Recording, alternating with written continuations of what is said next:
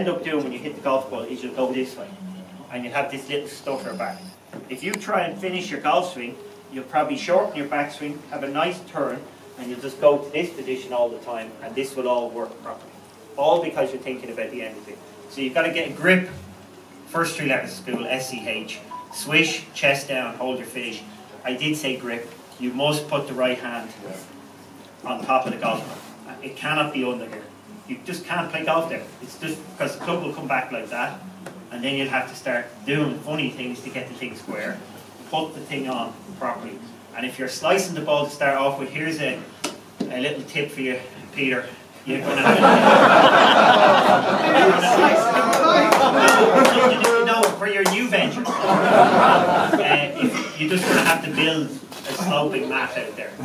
So you know, it's simple. If you hit a slice, all you do is go and practice on a slight side slope.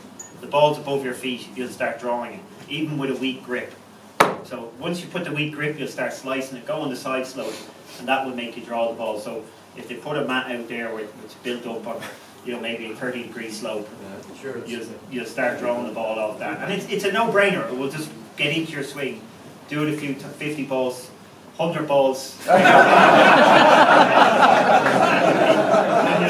You'll have a draw going. Yes, that would be the one, and you'll have to do a left-hander's one as well.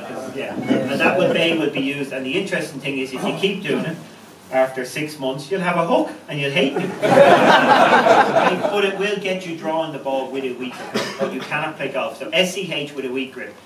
For those people who don't want to think about that, when you go home, if you get a golf ball, okay, get a golf ball, take your golf stance, and by the way, if you want to look like a golfer, go and video anybody pre-Tiger. If you see any video of Tiger Woods, pre-Tiger Woods time, and you see this on Instagram. I saw John Daly the other day, it was beautiful. Look, that's what a golfer looks like when he's going to hit the golf ball. That's what he looks like. He does not look like. Since Tiger Woods, because Tiger Woods has this impression of being quite stiller, Adam Scott, they keep their feet reasonably locked. That's what a golfer looks like. He's moving his feet, he's moving his hands. That creates the rhythm to hit the golf. You would never stay still. Even when you're putting, a good putter is moving. You watch, a good putter is bobbing, he's moving. This is very difficult to take the club away. So you've got to, I can tell if you took the game up pre-96, I can tell the minute before you hit a golf ball that you did it. It's so easy. Anybody who played the game, the older generation, will all move nicely. The younger generation, locked up. And that's, you know, it's a very obvious thing to golfers, we see it. But if you're a young person or you're taking the game up, do this and everybody will think you're a golfer. And that's half nice bit of movement. Again, you can watch out for that when you're watching, and especially if you get to see some of the old videos, the beautiful rhythm and movement before they go to hit the golf ball. So if you want to know physically what it feels like to swing a golf ball, again, get a golf ball, put it in your hand, and you can throw you can't retrieve golf balls once they go past the line. So just get a golf ball, right?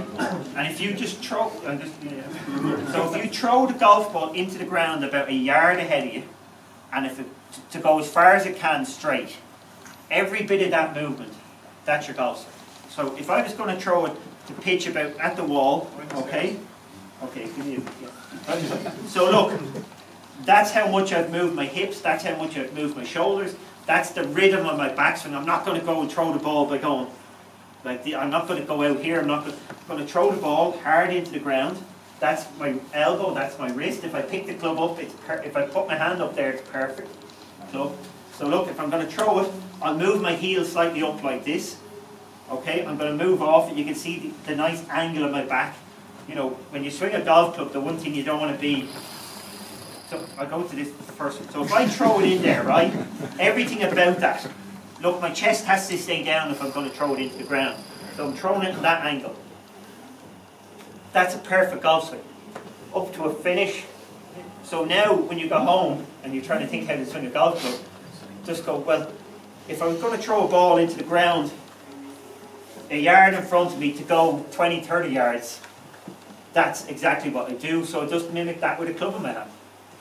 Okay? Just throw it hard into the ground, and you'll see how my chest stays down. My hips come up and under me, but my chest stays down to do that, and that's where the power comes. So very simple. You all know how to throw a ball into the ground. Now you know, just mimic that with your golf swing. Okay? The last, what was I saying on that? What was I talking about there? I was going out and throw. So I want to throw it in there. Look. Yeah, it's gone now. I had another thought to tell you. There's another lad anyways to keep people coming 3 times a week for the next 3 years. SCH, throw the ball. And once you have a golf swing. But outside of that, just finish your golf swing. You'll be great. You'll be fine. And bear in mind, nobody hits the golf ball straight all the time. So, you know, if any of this isn't working, just keep at it. Then you'll get the strike. Once you're getting the strike in the middle of the club face, and if necessary, spray something on the club face, put a mark in the club face so you can tell where you're hitting it. I won't say what I would do. Go on. Spit in the face. You spit in your club face, you'll see where you hit it. And most people don't know where they're hitting it on the club face. And if you don't hit it in the middle of the golf club, in the middle of the club face, you can actually completely discount that swing in terms of coaching. So I see Peter Hagen back there. Anybody who coaches, if you don't hit the middle of the club face, it's impossible to coach that, because where the line you're swinging on, the face, so the path of the club determines where the ball is going, the face determines where the ball is going, and there's another one, but we won't go into that. Those two determine it, and a pro can work out what you're doing with your swing. But if you hit it in the toe and the heel, it can actually do so many different things, it can't be analysed. So you've got to hit the ball in the middle of the club face first. Once you've got that, it's easy to sort it out. But if you're getting mishits, don't analyse it. Just keep swinging away and finish your golf swing. So wait till you hit the one good shot before you go, I'm hitting the ball to the right. Because if it's coming out of the heel or the toe or something like that, it's an irrelevant one. Okay, you've got to focus on good strike by keeping your chest in. You're okay with everybody spitting on their clubs out on the range? As long as they pay for balls. The other option is to just, you know, like you used to be here in Spawell and a lot of driving ranges, the golf balls are wet. That will show where they're being hit in the club face. That won't be an issue. One more, because I know we're tight in time. Down the back. Peter, We get 2 more there. Peter banned John Grant from asking a question. So you're his proxy. I've played a lot of golf with John down the years. He's always boasted. I played the same intro-pro team as Harrington and McGinley. Pádraig, would you have any idea where it went wrong for John? What do you mean, where did it go wrong? Where did it all go right? Who's lived a life like John Grant? Yes, yeah, he's been all over the world, played golf everywhere. I think it went pretty well for you, John. Yeah? I'm making an observation. It was probably the greatest that into pros. We still talk about that. There's many bad stories. They're actually good stories. They were so bad, it was unbelievable. So bad. But now we look back at it and go, wasn't that funny? Can I just make a small observation? See the splint in your hand, Yeah. you're thinking of taking it off. Tremendous advertising opportunity. They get another load. Have you something in mind, John? One more down the back. Yeah, so Pádraig, if you had one game left to play in your life in Ireland, what course would you choose to play on and why?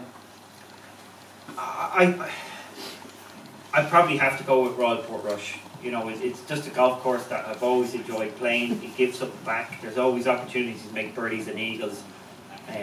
You know, there's other golf courses, like you could go with Royal County Down. It always felt like you were up against it. It always took from you, and if you bogeyed a hole, you were wondering where am I ever getting it back. Portmarnock is obviously the most solid golf course in the country. You know, it's an unusual thing with a links golf course. Portmarnock is actually fair. You know, links isn't meant to be fair. Portmarnock has got flat fairways, relatively flat fairways, greens. Beautiful golf course. It's a pros golf course, Portmarnock. Portrush obviously is a little trickier and it's a little more nuances, but it at least gives you, it's a good scoring course. You always feel good playing Portrush. So yeah, I'd probably pitch with Portrush. Worth a cheeky 5 for each way this year? Unless you put it on now, you know, because if it's worth a 5 each way when it comes to the tournament, my value will be gone. You know, if I play well I'm not going to win it out of the blue. If I play well over the next 6 months, or not even 6 months now, but if I play well, so if you I don't know if the betting probably not open for it now, but I feel very positive about things, as I always do. That's my nature. I saw some great things in my game at the end of last year. Got really comfortable with the mental side of my game. Feel like I'm coming through that. It's a difficult period. You kind of go, you know, the mental game it's all about the mental game. In the end of the day, I've never hit a golf shot in my whole entire career where I didn't hit it where I wanted to hit it. Just sometimes you make really bad decisions in the middle of your backswing.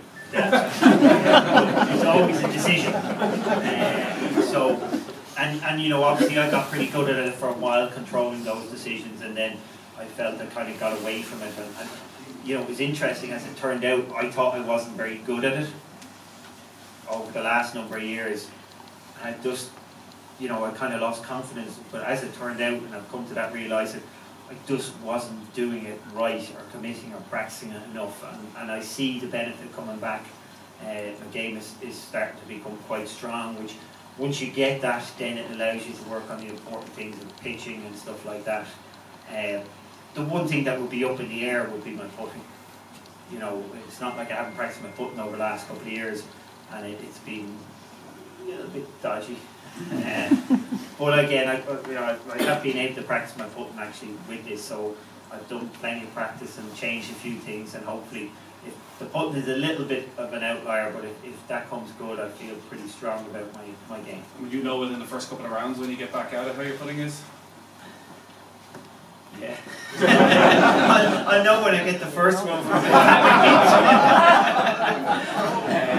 you know, I've gone back to simple. I just put down a ruler now. I used to do it, and it seems to have really improved my putting. I feel good about it, and I got the heebie-jeebies on the longer putts, and I started practicing more. I spend a lot more time on my pace putts, so you know, it could be as simple as that.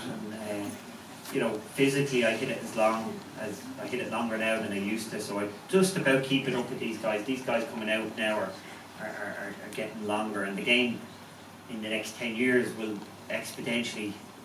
When we grew up, I was telling this story today, I grew up, Noel Fox was the best ball striker in my day, and David Higgins, another two prodigious hitters of the golf ball when they were 16 years of age. And like David Higgins turned himself into a short hitter, and Noel struggled with every time they missed the fairway, people would tell them, oh, that's because you're a long hitter, and you shouldn't be hitting an iron, you should be laying up. If I missed the same fairway with a driver, nobody would second guess me, but they always second guess the long hitters.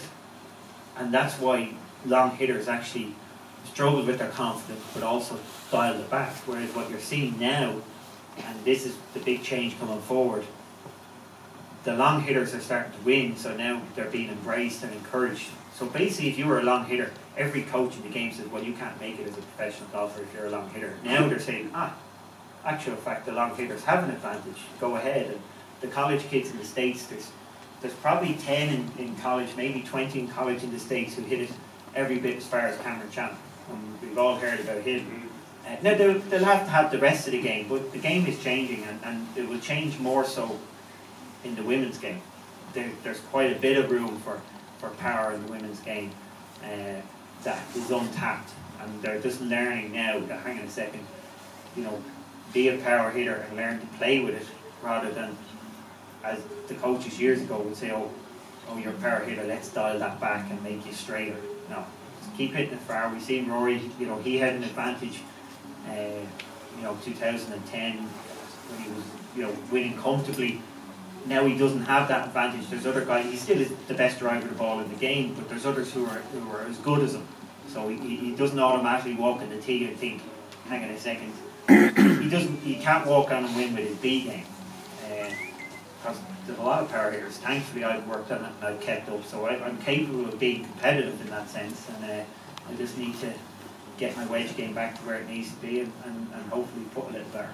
Well, the very best of luck with it, Pádraig. We can't wait to see you back in the course and over the next 18 months.